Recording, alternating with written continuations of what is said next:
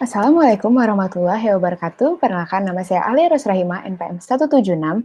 Sekarang, kali ini saya akan menjelaskan mengenai kenapa sih kita itu harus tidur. Jadi, sebenarnya, tahu nggak sih kalian kalau misalkan 36% dari seluruh umur kita itu dihabiskan untuk tidur?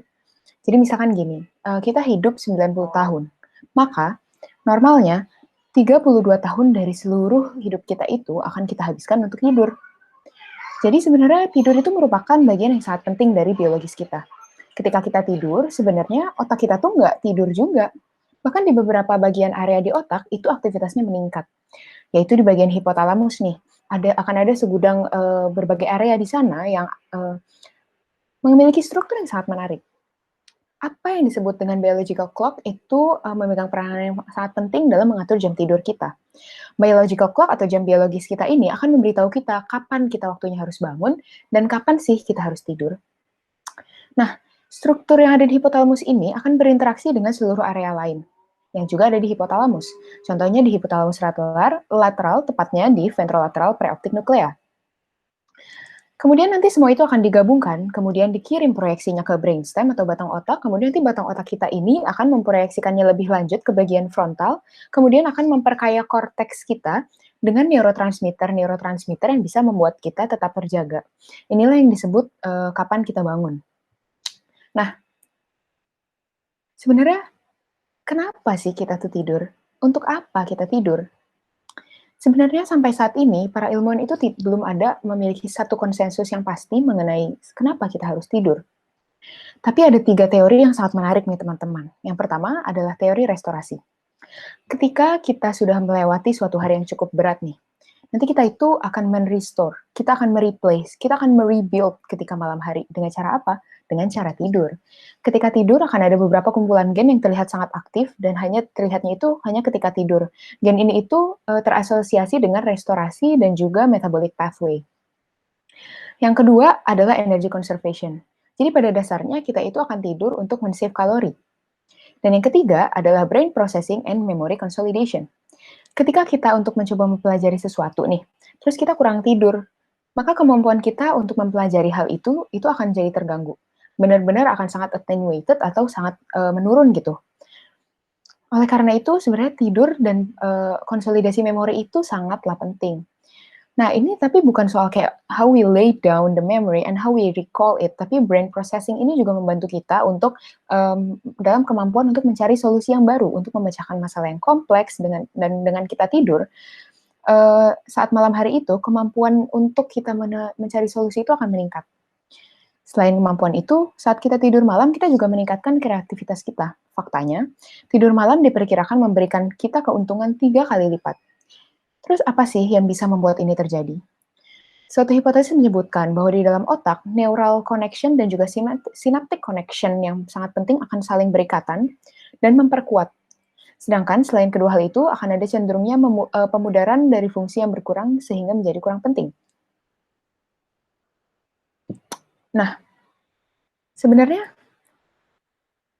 apa aja sih apa aja yang terjadi ketika kita tidur? Mungkin sebelumnya aku akan menjelaskan terlebih dahulu mengenai sleep stages. Jadi sebenarnya tidur kita ini terdiri dari 2 tahapan yang penting, yaitu yang pertama adalah slow wave sleep dan yang kedua adalah rapid eye movement atau REM sleep. Nah, jadi yang pertama untuk REM sleep, slow wave sleep itu sendiri itu dibagi menjadi 4 stage, di mana untuk yang stage yang pertama itu adalah stage dengan durasi yang pendek sekitar 5 menit. Kemudian untuk stage 2 itu berlangsung sekitar 10 sampai 15 menit. Stage 3 dan 4 adalah stage yang paling dalam atau tidur yang paling nyenyak lah istilahnya. Ini bisa berlangsung sekitar 20 sampai 40 menit, kemudian nanti akan lama-kelamaan di ujungnya itu baru kita akan mulai masuk ke bagian REM sleep atau rapid eye movement. Untuk rapid eye movement sleep ini itu juga disebut dengan paradoxical sleep. Kenapa? Karena ketika kita tidur itu justru ditemukan pada EEG atau elektroencephalogram, itu ada peningkatan aktivitas di beberapa bagian otak yang menunjukkan seakan-akan kita itu bangun. Padahal kita lagi tidur. Itu yang disebut dengan paradoxical sleep. Dan paradoxical sleep ini selalu terjadi di setiap akhir dari cycle slow wave sleep, yaitu 10 sampai 15 menit setelahnya.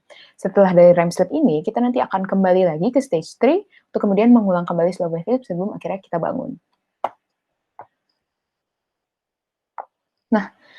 Sebenarnya apa aja sih yang bisa mempengaruhi, tidur kita?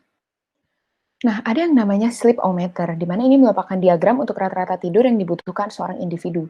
Orang dewasa hanya butuh 6,5 jam untuk tidur, tapi untuk remaja 6,5 jam itu sangat-sangat kurang. Mereka butuh waktu hingga 9 jam untuk performa otak yang penuh. Nah, ketika sudah berumur, kemampuan tidur kita itu akan semakin terganggu karena memang, biologis kita itu akan menurun. Sehingga waktu tidur akan berkurang sekitar 5 jam. Tapi bukan berarti kebutuhan untuk tidurnya itu berkurang. Mungkin memang, biologis kita akan mengurangi fisiologisnya untuk menghasilkan tidur gitu, tapi demand kita untuk tidur itu tidak berkurang. Jadi tetap, jamnya itu tetap, sekitar 9 jam lah yang bagus. Yang kedua itu adalah shift work atau aktivitas.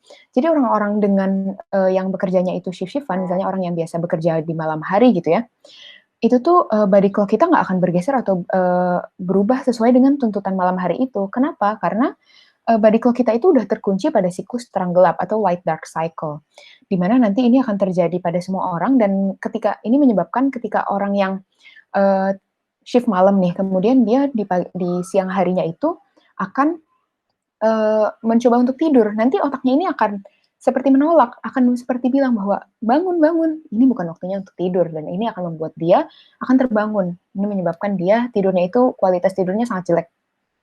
Jadi makanya kenapa, tidak baik untuk orang yang, shift work itu, tidurnya itu di siang hari gitu, karena kualitas tidurnya akan sangat menurun. Nah, berikutnya, apa sih yang akan terjadi kalau misalkan kita itu kekurangan tidur atau yang disebut dengan sleep deprived? Akan ada banyak nih yang terjadi. Yang pertama itu kita akan kehilangan kemampuan untuk mengingat dan juga kreativitas, atau poor memory and creativity. Jadi ketika kita, tidur itu, jadi ada struktur-struktur di otak, khususnya adalah di hipokampus yang gunanya itu adalah konsolidasi memori jangka pendek dan jangka panjang. Jadi kalau misalkan kita kekurangan tidur, lama-kelamaan fungsi hipokampus ini juga akan terganggu. Akhirnya kita akan kesulitan untuk mengingat hal-hal yang, sifatnya long term maupun short term memory. Kedua, kita juga akan ada peningkatan impulsiveness. Yang ketiga, kita akan, kemampuan kita untuk mempertimbangkan suatu hal itu akan jadi buruk atau poor judgment gitu.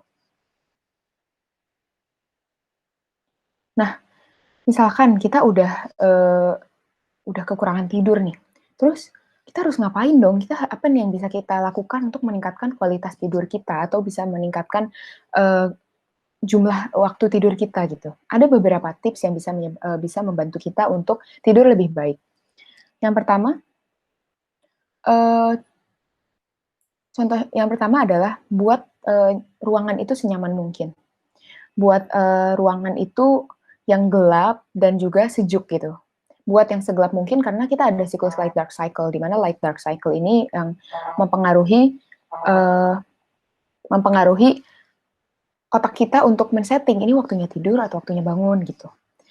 Nah, setidaknya ini dilakukan sekitar setengah jam lah sebelum Anda tidur. Nah, karena cahaya itu akan meningkatkan level dari alertness atau kesadaran kita, dan ini akan menunda kita tidur. Ini nyambung nih dengan yang kedua, yaitu kita harus mematikan elektronik atau HP dan, misalkan laptop itu buang jauh-jauh sebelum kita tidur. Karena ini akan membuat aktif kita itu, akan membuat otak kita itu akan aktif dan akan merasa seakan-akan, kita itu masih bangun gitu. Ketiga, jangan minum kafein sebelum tidur dan, terutama hindarilah, kafein itu ketika setelah makan. Karena kafein itu bisa, memiliki efek-efek yang membuat, tubuh kita itu bangun gitu. Nah, keempat adalah, morning light. Jadi dengan exposure atau paparan cahaya matahari di pagi hari, itu akan membantu kita dalam mengatur jam biologis kita untuk berubah atau shift ke siklus terang gelap. Jadi yang, karena hormon melatonin itu sebenarnya akan, mengatur si light dark cycle ini, jadi ketika matahari itu, ada cahaya matahari, tubuh kita itu akan masuk ke, light, siklus terang, di mana ini akan membangunkan tubuh kita, gitu. Nah, jadi, kira-kira sekian, penjelasan dari saya. Intinya adalah tidur itu sangat penting bagi tubuh kita dan jadi jangan sampai kita kekurangan tidur. Begitu, kurang lebihnya mohon maaf. Terima kasih. Wassalamualaikum warahmatullahi wabarakatuh.